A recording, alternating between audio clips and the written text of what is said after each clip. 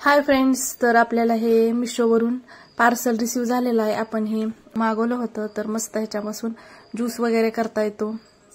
तर आपण इथं कलिंगडाचा ज्यूस करणार आहोत. मस्तपैकी ते काप करून त्याच्यामध्ये टाकून घेतलं आणि वरून जे दाब द्यायचं असतं त्याच्यावरून आपण असं दाबून त्याच्यावर रस काढलेला आहे.